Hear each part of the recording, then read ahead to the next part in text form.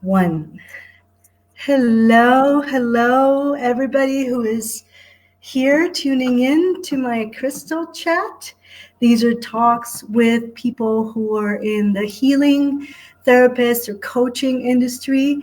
And here we have today Herman Olivera, which is one of my fellow shamanic practitioner brothers in line who is working with people's spirituality and getting them reconnected to the mother. And I want to say hello and welcome to everybody who's tuning in or to let us know in the chat that we are here, since I can only read your comments, and let us know if you have any questions for us. Today's theme is pretty much going to be about our own stories, how we came to this sacred life, how we chose the shamanic and sacred life for ourselves, and also what we do with our clients and what it's all about and how you can find us. So welcome, Herman. How are you? Hello. Outstanding. Can't complain. Every day above ground is successful.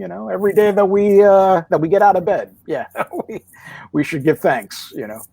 We definitely should. And that is one of the things that we need to remember, gratitude. It shifts to your mindset constantly. One of the basic things about shamanic life is about coming back into gratitude. So tell us a little bit more about your path and your awakening and how it all was for you. Really curious how you chose this path and how you came to you. It's funny that you asked that question. I get asked that a lot. It's not like you choose this path. Like it seems like that seems to be the trend these days, where people just decide, oh, I'm going to become a shamanic practitioner. And then they go and they call themselves a shaman and they think that they're insta shamans, and this isn't something that you just wake up one day and say, oh, this is the path I want to go on. I had, it's funny, looking back at everything, because this is a frequent question that comes up, how were you called to this? And I would say that my awakening started when I was 7 years old. I think I was awake before then, but something had happened to me when I was 7. I had a serious stomach virus. I'm going to spare everybody the details of it. But it's something that I could remember. I could remember it as clear as day. I was 7 years old. Okay. And yeah, my parents had taken me to the pediatrician, several visits there, went to the emergency room.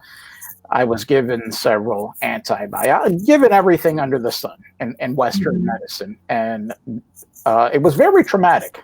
That's how come I could remember it so vividly. Until my grandmother and her neighbor, who I will just call, her name was Maria. Both of them were Maria. My grandmother was Maria as well. But the other Maria, I remembered her. I loved her a lot. But I'll never forget when I found her secret room that pretty much had a lot of interesting, being Puerto Rican, people had santos and crucifixes and whatnot, but this was a special room. And when you're little and you discover this room with all these herbs and all of these, it was just a lot of craziness. It was really overwhelming. It was like, ooh. So ever since then, I called her, in my mind, I would call her Maria la Bruja. Because it was just like, whoa, let me close the door on that. So, yeah, to make a long story short, I'll never forget my grandmother never gave herself a title. She just knew the old ways. She knew folk medicine, if you want to call it that. She knew of the traditional ways to take care of things. And she brought in a little extra help by bringing in Maria. And I'll never forget, I was laying in bed because my grandmother would watch me every day while my parents were both at work. So while I was dealing with this ordeal, I was in bed. And in they both come. And my grandmother held me down. And Maria started basically disrobing me. and giving me this massage. It was not of this dimension. I'll never forget. I was screaming to, every expletive that you could ever throw out. Yeah, here she is with olive oil and all these other oils, just giving me this massage that I literally felt her hand inside of my stomach, inside my body. It wasn't superficial. If I was an adult, I could say, oh, okay, this was all something that I like, that I imagined. But no, as a little kid, I literally felt her hands in there, and what she was extracting was this energy that felt like a snake, and it was fighting back, and she was pinching and removing, extracting, and I'm like, it was a crazy experience to be that young and to experience something like that. So to make a super long story short, she came up with this brew of, herbs. And I'll never forget, there was a piece of honeycomb in it, and they're shoving this down my throat. And I'm like, I felt betrayed by my grandmother, that how dare she, do this to me? Here's this woman that I love so much. And I felt that this was really an act of violence. But what they did was, no joke, after this, shortly after, my fever broke. Remember, I couldn't keep anything inside my system. I'm trying to spare the details. It was coming out of all directions. But the most important thing here was that I had a fever for several days. They broke the fever. Basically, everything. I felt normal. I felt healthy. I knew something had happened. And ever since then, I always believed that there is something outside of this world that actually exists. So that was really the point where I questioned everything after that. I was always a seeker, always looking for, I was that kid that, I love the whole thing about ghost stories. So I was always that kid that was looking for that type of stuff. But ever since then, I knew that something else existed. And I looked at Maria la Bruja a little differently after that. I loved her even more after that, because I saw her as the ultimate healer, along with my grandmother. So that was really like the start, that something else existed outside of this dimension that we're living in. So I never took things at face value. And I always believed after that, I firmly believed in the power of prayer. I believed in these deep tissue massages, and I believed, yeah. And it was funny, because I'm a beekeeper, for everybody that doesn't know. That probably served as the catalyst, because that's pretty scary as a kid when you're given honeycomb. It's a little intense. You're thinking there's bees in it. You're thinking the worst. But that a lot of people. That's another question that I get. How did you start with beekeeping? My fascination started way back when. Right there. I've always viewed it as that is medicine, plain and simple. That is medicine. So yeah, that started a lot of questions on my path. Always a curious individual. And I always wanted to get down to the bottom of things and try to find certain answers. I would ask my grandmother a lot of questions. Now, my grandmother wasn't a santera, or she didn't claim to be a curandera. She just lived it. She walked the walk, talked the talk. She embodied everything that, She's a natural medicine woman. Yeah, she didn't put titles on herself or anything. She just literally led by example, and she was, one of my greatest teachers. She was my first, and yeah. So yeah. So then the path itself took a lot of interesting turns over time. See, back then, I'm 50 years old, so looking back, you can't really read up about shamanism. Spirit medicine. You can't. These things aren't written. They're basically handed down. And again, you have to have a teacher that shows you the way. I agree. And I've tried to learn many things in the books. It wasn't. There's the point where you drop them. You get the general idea. You go get the person that lives this way, and then you slowly but surely include Yeah. sacred ways into your life and into what feels good for you. Yeah. So again, my grandmother was the ultimate teacher there, but again, I didn't. These aren't things that you could just easily duplicate. So you would ask a lot of questions, Mm-hmm. and that's how I led my life. And then I've had a lot of interesting encounters along the way, a lot of experiences that caused me to question even more. And like I said, I didn't have chance. Nobody has chance encounters. Another big turning point for me. Was when I used to volunteer at the New York Open Center in Manhattan.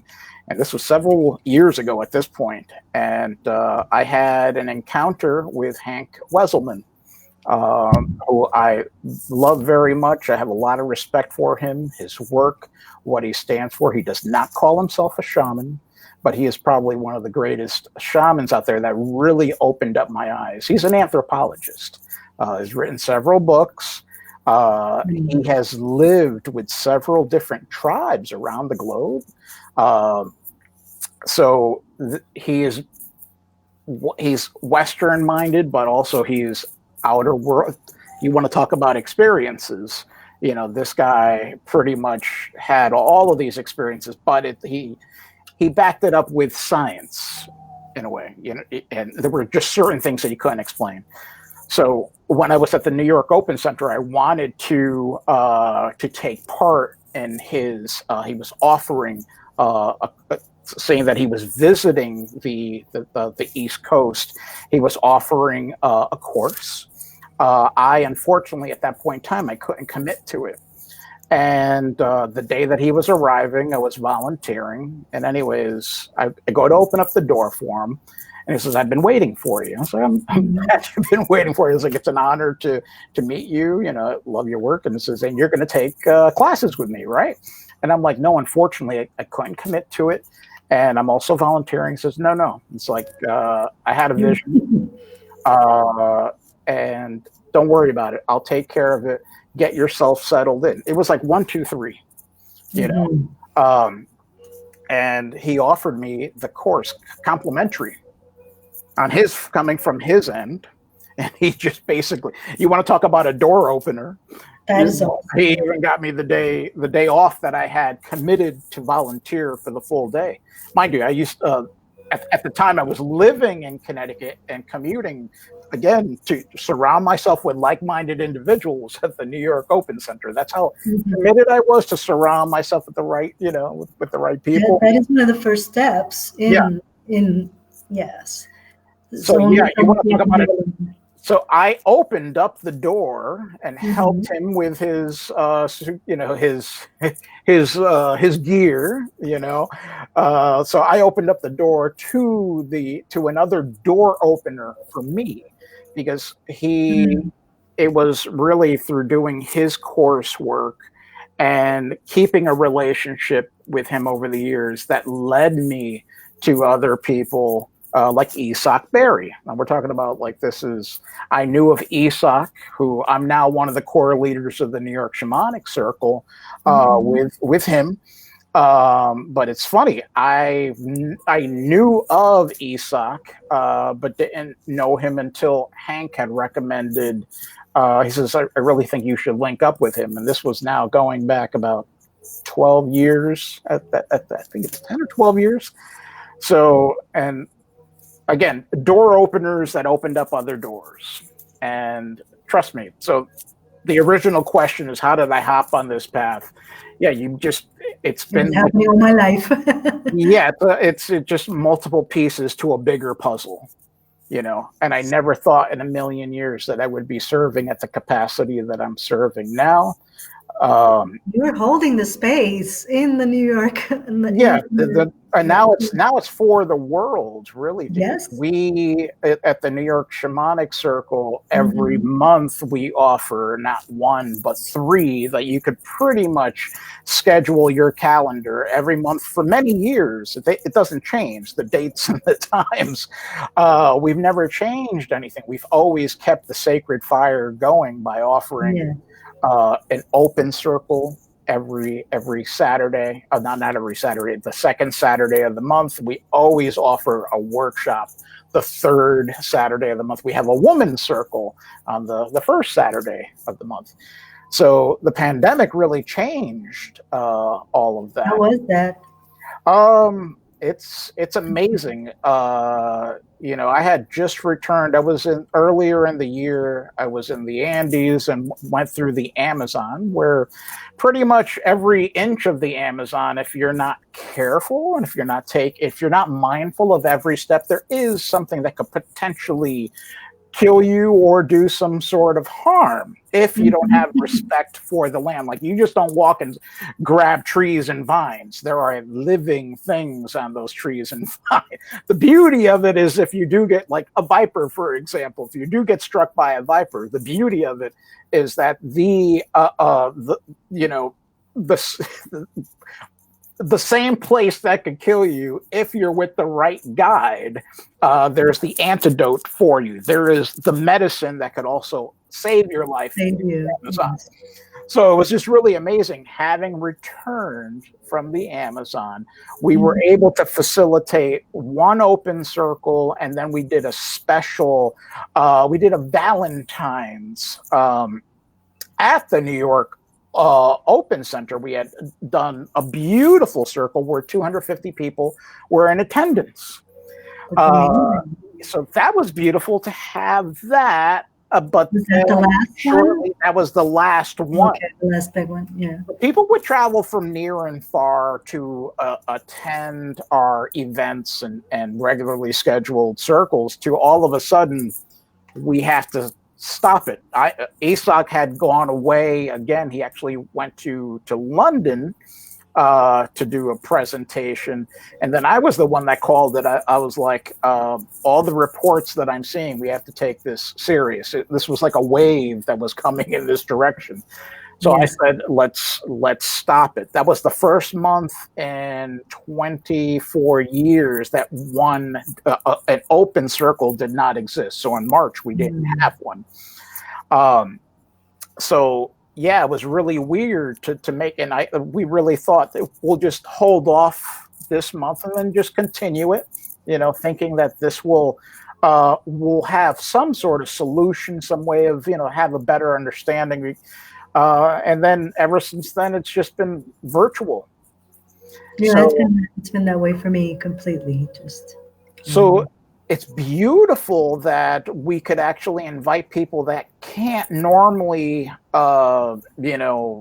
share the physical space with us. But it's really beautiful that we have people from around the globe, not just here in the U.S., that attend, our Zoom session. So it's nice, but it still does not, for me, I've had a challenging time because, again, as you know, with this work, it ties in all the senses, So yeah, I feel like it's limited my capacity to like really, facilitate, but we've done it and we haven't stopped. So we've made the modifications. I'm looking forward to the day that we could hug people. That's a big thing for us when it, the open circle. Ceremony. I miss sweat lodges. I miss all those things that are, and it was actually through shamanism. I mean, I had my Course in Miracles and I had my deep inner work where I was working what my own thought and my conversation with God. But it wasn't until I really understood shamanism, and also it was the crystals that steered me there as well, with the conversation with the earth and with the community, and you understanding yourself as part of the whole, as a channel for the new earth that is coming, all these new ideas and new things, and but how do we actually implement it? And a lot of it is the sacred shamanic ways, and in the Red Road, in the Native American ways, or in the on the South American ways as well. And it's interesting as well for me to combine Lakota, because I'm following Red Road, but then kind of really going back. This is the theme of our talk, going back into our roots. Yeah. How do I then, because I'm not necessarily, then incorporate and understand Taino and understand the culture of that indigenous to see how then I can include it in my own and make the symbols my own, understand it my own. That whole process is part of also, claiming the shaman in yourself. Because I also agree, you don't choose to become a shaman. The shaman life chooses you. and trust me, it's not like it's an initiation that happens as it's well. pretty heavy, and it's not like you really want to carry this on. We're walking wounded healers. In order for us to really act as a catalyst in helping our clients and our community, it's funny. You have to have suffered it. Like, for example, I am pretty, when it comes to like anxiety, because anxiety it's been a hot topic for many years. It's been a trigger for a lot of people. I was gifted. I don't see it as, oh my God, I was cursed with anxiety, but this is going back in 1996. I was challenged by it, and I kicked it in a natural way. Western medicine. Now, I'm not discounting Western medicine, but my doctor was like, really, he was a big fan of throwing pills at you, like, oh, here's something wonderful that will take the edge off so that you could graduate college, It's like, and then afterwards, then you could find your way. You could do, because he always made fun of me, doing yoga and seeing voodoo doctors. That's what and he's still the same Western medicine doctor that I have, but he's always poo-pooed the natural way. Yeah, but it's amazing that I'm able to support people that are challenged by anxiety, and I'm able to do it in an effective way because I suffered through it myself, Right. So yeah. You can only take your clients as far as you've taken yourself. Yeah. And so you have to go through it. There has to be some authenticity, and that's what's really lacking. We can't be the Swiss Army knife, of shamanic, practitioners. Everyone, you should find where your strengths are, because in all these years, I'm friends with there's several tribes and elders. They all say the same thing, where it's like, all right, there is no such thing as like a general practitioner. There is, like in the Sachila tribe, this is like a good example. And it's interesting because I know you brought up, the Arawak and the Taino. I don't really like using the word Taino, which means hello, and Arawak. Not Taino. Yeah, I have this thing, all these portals. I'm proud to be Taino. It's like, yo, you're proud to be hello? It's like, no, dig into it a little deeper. And yes. Part of going back into your roots is making all those mistakes, but being willing and available to understanding these new truths and to undo the unlearning that all the learning system has done to us. The system has done in our minds. But amongst these, going back to amongst these tribes, it's like you do have shamans, taitas, that they are experts in, let's say if it was astronomy, you have one that's all they do is read the stars and planets so that they know when's the best time to plant the seeds, when to harvest, when is the right time. If you were to for the carnivorous ones, the ones that how do I, again, I don't want to offend any vegetarians out there or anything like that. Well, there is a proper time when you could actually take the life of an animal for food. It's not just, whenever we need it. There's even a special time, when you could actually harvest eggs, so that's who you go and consult. You have that one over there. You have another one that's a bone setter. Literally, that's what they do. They mend and they set bones. So it's so it's funny how some people try to be something for everybody, but no, in the traditional way, in the old way, you had multiple figures in one tribe that was the expert that you went to go see. Like there was one that was just the herbalist. That was the one that just handled all the tonics or whatever it was that ailed you, and you needed the proper herbs. That's who you were going to see. So No, I agree. I mean, I was talking to my shaman last week, and he was saying each shaman they specialized. Yeah. And they went deep in there, just like the druids, which is also, I think, another life. I was definitely one of those, and I had that experience. But you specialize and you go deeper, and that way you can integrate all the information, and then you can find new ways for that information to come about into 3D. You know? Yeah. Like I specialize in crystals and powerful women because that's, my own voyage has been about that and about feeling energies and all that stuff, because I've tried to figure myself out because I came in with those and very empathic and, being able to see, and it shifted, and me trying to find myself that. So there's somebody who is really very scientific would probably, I'm not the better, I am here to work with the wonder and the crystal and the sparkle and work with getting those vibrations, but I'm maybe not the right person to go with numbers too, or, and I am perfectly okay with being that. So that, and you're okay to spiritual identity as well, right? As a practitioner. And that's what I do. There are times where I will leverage off certain situations. I'm never going to leave anybody on a lurch, but I will leverage them off to another practitioner that I feel that they're better suited for. Definitely and I do that a lot. Where I just I'm not going to even entertain it. It's just.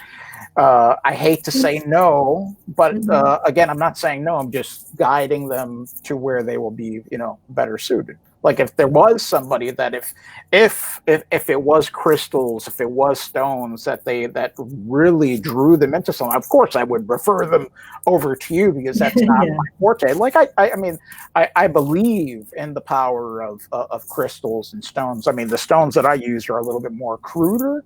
I'm more of the sticks, stones, and bones and feather guy. You know what I mean? Yeah, but we have to know when is the right time to leverage it off, give it, refer them to someone else, and even to when it's really about the mental situation. Psychologists, psychiatrists also too. So there's a understanding that we are also part of, because I have had people who have put me on that pedestal and try to do everything that I do to try to match the energies. Just they want to be me instead of trying to find it within themselves. And that never works, and that usually just also gets you like really just relying on that practitioner over and over. So I definitely love teaching people how to fish, especially in the shamanic sense. When it comes to teaching, that's really my mission and purpose is really to just show the mirror. Hi, Amy. Hi, Bella. I'm just looking at the. Sorry. Hello, everyone. But yeah, it's always about showing the mirror. The same thing with healing. It's not like we could take credit for any of the work. I mean, we're working with spirit, we're working with Pachamama, and but it's really up to the individual as well to do most of the work. Which a lot of people, they're expecting miracles, and it's work. Sure, we'll get you miracles somewhere in the time continuum. All that we do is just whenever I talk to a client, I size them up first to see if it's even worth their time, and I lay down the groundwork of my approach and how it should traditionally be done. All that we do is just we try to keep the the energy flow, the river that's the way I look at it, is like, you know, to keep that river from flowing beautifully. And all I do is point out where the stones are that's damming that and blocking that energy so that they could remove it, not me. I teach it for them, because there's a lot of abuse that I've been seeing in recent year, where there are so-called shamanic practitioners that actually they have the audacity to call themselves a shaman. That's a real peeve of mine, you know, where people, they just call themselves that. But there are some individuals that try to keep people sick so that they could continually see them. Imagine I don't really want to see you. The whole point is, you grab that karma and you make it a lot difficult for yourself in the astral world to work in, which is what we do. Like I tell them, I would love to see them participate in a circle and contribute, but I don't want to see them on that basis where they've grown dependent and they're not willing to do the work and come, you know, visit every week. You know, it doesn't make any sense, you know. No, I've had to let some go because of that. It's just like, okay, and they see that and they tell me that, and I was like, the last thing I want you to do is to be depending on me, to be moving your energy and telling you what to do all the time. I'm giving you 1,000 things. Then work, you know, and usually I work in 3-month increments. So by the 6 months, something has shifted. By every 3-month milestone, something has shifted enough, and I don't want to carry you. I want you to know, you know, to join me in the maintaining this high vibration and new sacred way of being. So I want you to tell me about like a normal session with you. What is it like? Or first off, it's never really normal. It all depends on who you're talking to. But yeah, I keep. I'm glad that you asked that question, because it really is. It's always different, but yet it's always the same. I keep within the tradition. I allow myself some flexibility, but the first and the most important step is to have, you know, so that we have a platica, so that we could platicar, so we could do an exchange. I really want to get you to open up to talk to me and tell me what it is that brings you for this visit. Now, keep in mind, the client, you know, the client could be running at the mouth and just say whatever, you know, you know, this is going on. There's always something else going on, and that's what I'm reading. I'm not really listening to you. You know what I mean? It's not what's coming out of your mouth. I let you speak. You know, but there's always something else that they're there for, and my mission and my purpose is to get down to the root of that. What is the purpose? You know, first off, I congratulate them for taking the time to come this far to actually sit down and try to develop a solution, and that's what I try to also. Once we have that exchange. It's a commitment. I'm sizing them up. You know, are you, you know, committed to the work? Because there is a lot of homework. And if you're not willing to do that, then you're wasting both of our time. You know, and the time is not, we can't really waste the time. So yeah, I try to keep things in a traditional sense. Like I spend, it really all depends on the individual, how long we actually talk. You know, I don't like to keep a timer, even though I should. I've had, you know, some elders that are like, you know, it's like, no, you're taking too long with that. But I find that that's my style. You know, it's really important. And then from there, there are some steps. You know, I read the energy.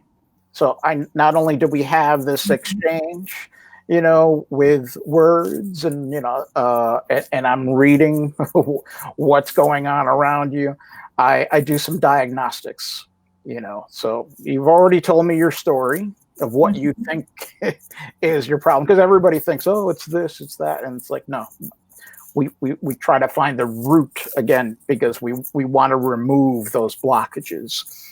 So then I do a few diagnostics. So sometimes I use a feather. I'm looking at my altar, and I have a lot of tools there. Maybe next time I'll face it in the other direction. But I have tools, diagnostic tools. So my tradition is the Andean and Amazonian approach. In those traditions. So I'll do like a diagnostic read with a feather, and everybody's like, oh, it's a beautiful. Here, let me just grab it. Sure.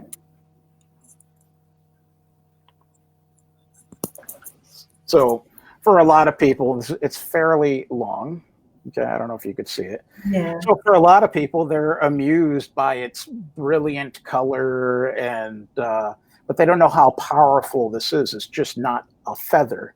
I not only read with this, I could also extract and put, because every time you extract, you put back in. So I use this as one of my go-to tools to read the energy. I've diagnosed everything from people will come in, thinking that they're having relationship issues, and then I find out through this that they have kidney stones. So it was funny because I have I work with the University of Bridgeport a lot, and it's funny. One of the nurses there, they had invited me, and this was after I did a health fair, and they said, oh, could you come, have a small group? Could you come over here and do like a little demonstration for us? And yeah, one of the nurses. You would think, oh, the nurse would know that they have kidney stones. I was like, oh, I feel that there is not only a misalignment, but there is like an obstruction, like a physical obstruction. And lo and behold, she had kidney stones, and it was through this feather. Do you scan, and then does the feather do? Because I do that with pendulums and with selenite ones, but do you see its movement and what it's telling you? Yeah. Okay. So basically, it's like it's basically feather dowsing. So it is very similar to using a pendulum, except I do other things with it. It's not just because it's not just yeah. So it's a very powerful diagnostic tool. I use eggs as well. There's I do a lot of egg reading, so it's not only so I could do a diagnostic with that. I could also do extraction. There's a lot of things that we could talk for hours just on using the extractions. Yeah.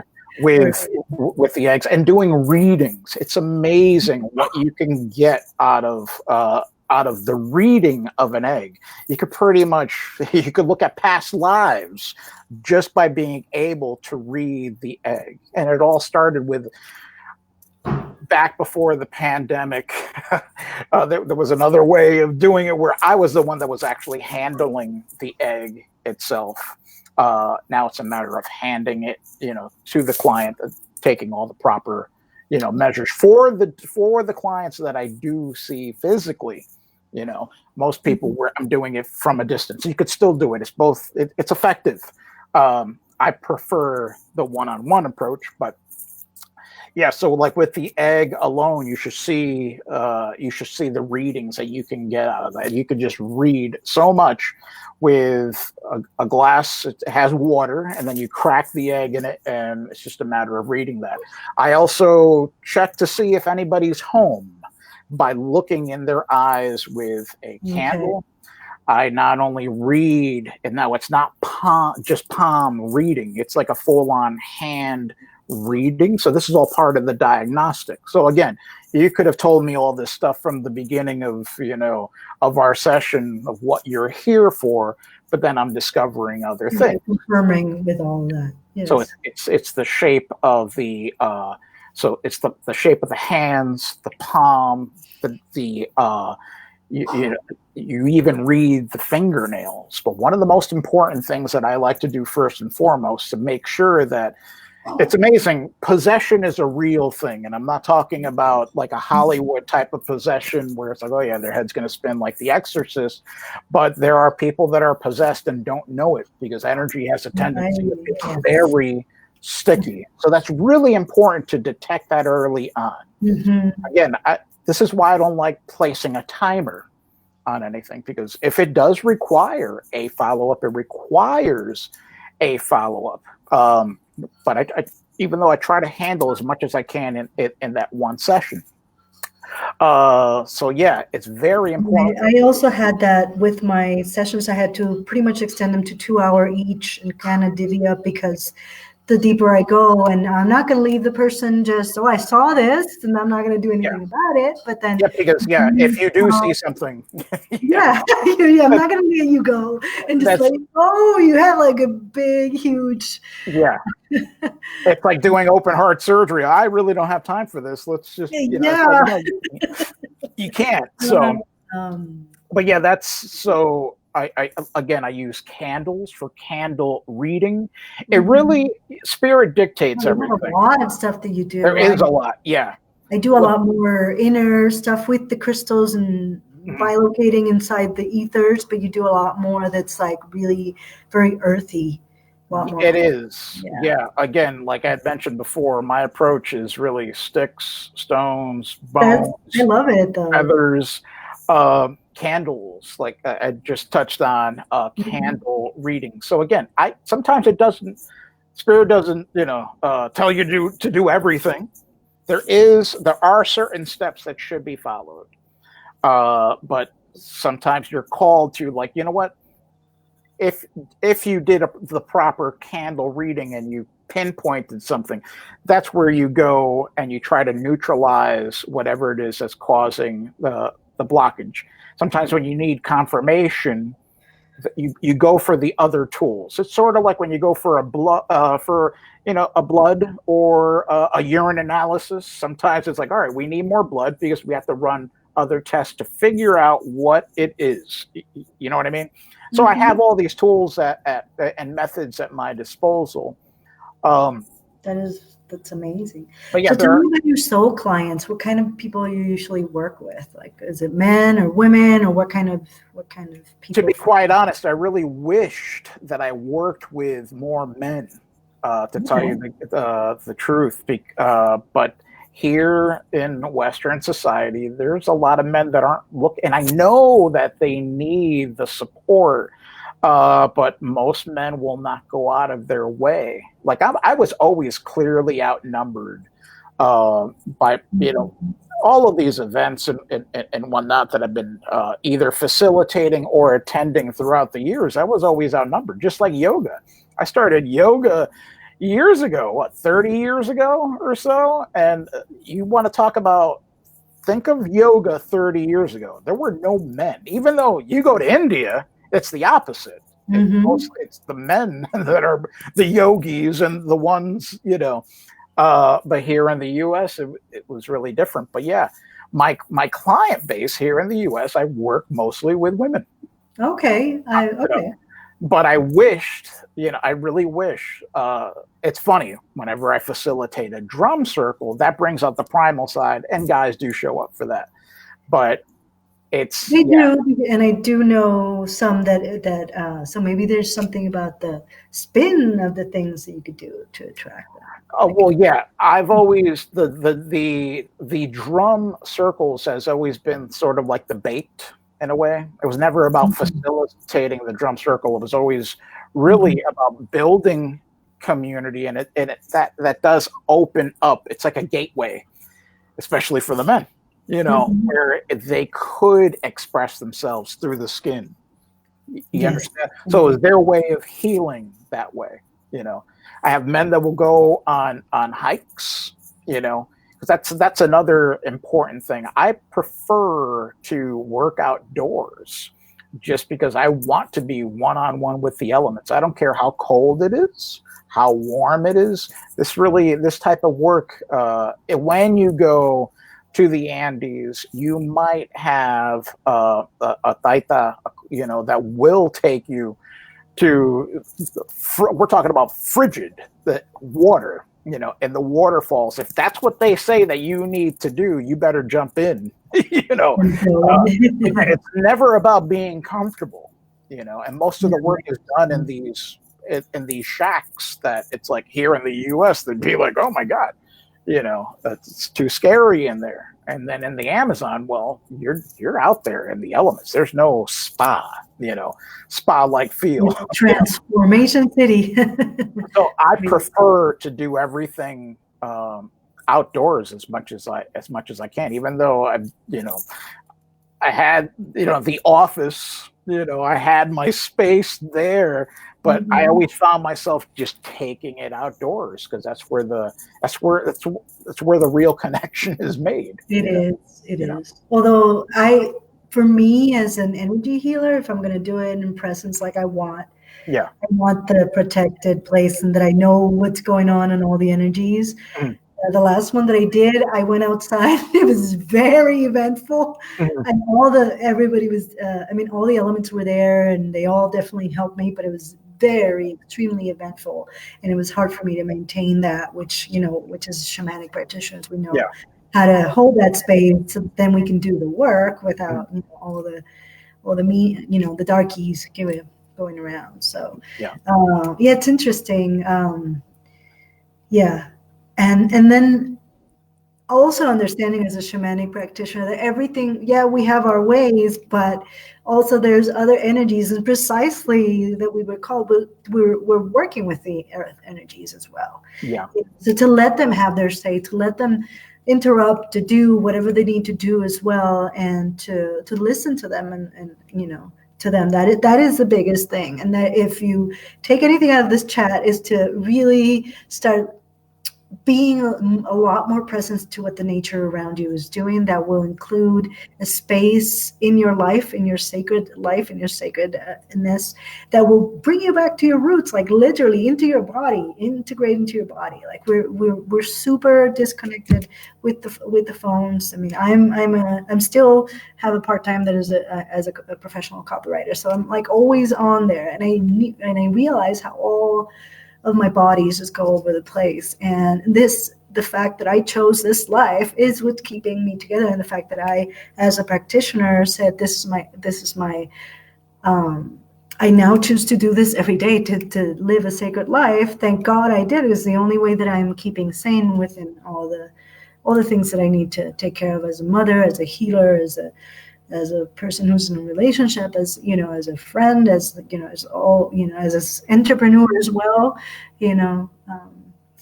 So I think we've been here for almost 50 minutes. We've been talking a long time. So let us, and people who are watching and who are going to watch on the replay, how they can find you, and anything else that you've been doing lately that you want them to know about, and kind of any other, if somebody was looking up to becoming, to incorporating, what is your biggest advice for somebody who wants to incorporate shamanic practices into we don't even have to label it. What I like to point out to everyone is that this is not a religious practice. This isn't about religion. It's not even about it's not even spirituality. Even though, you're working with spirits and whatnot, but this is really survival. This is getting back to basics. There is a real disconnect in this modern day and age where there's children that are suffering because their parents aren't keeping them connected to nature. We, as human beings, weren't really designed to just stay in a box. We live in a box, we drive around in a box. We watch life through a box. Pretty much everything is boxes. And then when you go, they throw you in a box, But no, while we're here, we really should stay connected to nature. And that's what's really missing in modern day living for a lot of individuals. This is why anxiety, stress, anxiety, depression is at an all-time high, because there's that disconnect. I think you are reminded there's no words, there's no books that you need to look up. The only thing that I tell people, if they want to feel connected again, simply take off their shoes. This isn't something like you see all these videos on Facebook and whatnot, but it's that simple. Take off your shoes and connect with Mother Earth, Pachamama. Yes. It's just ground yourself when you can. I don't care how cold it is outside or how hot it is. Go outside, even if it's just for a minute. Place your feet on a patch of grass.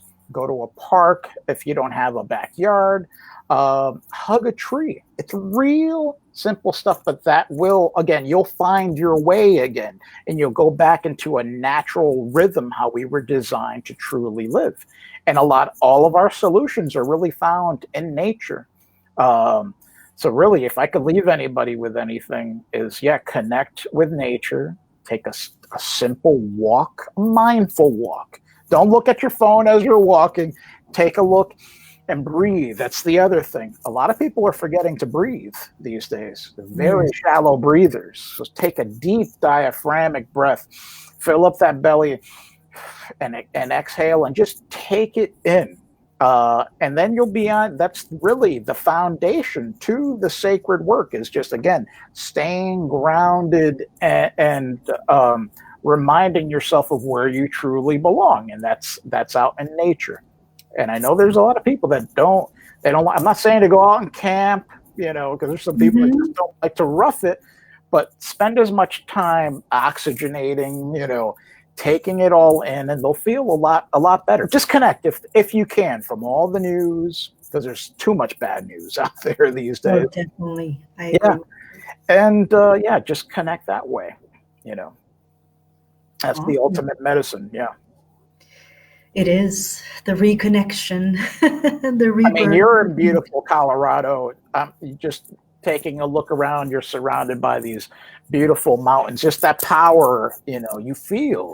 Yes, I knew that was, and the more I want to go deeper now, because I'm in Denver, and I want to go into Evergreen, into the mountains, because I know how much deeper my even powers as a healer and perception, everything is going to do the minute I'm in a place where nature is over, like it takes over. They're so clean, so you cannot not be reconnected. Yeah. And it calls you in the minute. And I do also get a lot of resistance. There's days when I just like, I don't want to get out there, especially coming from Puerto Rico and being in a very cold place. And all of a sudden, like snowed, everything was snowed in yesterday. So it like got cold really fast and crazy. That must have helped with the fires. I am understanding now the Mother Earth and why this place called me now, as I am connecting to this land now. It took me a while for all my spirit to land and everything, but to reconnect. And actually, for me, it was to take something shamanic for the that actually the Swedish, it was the ones that have the elves.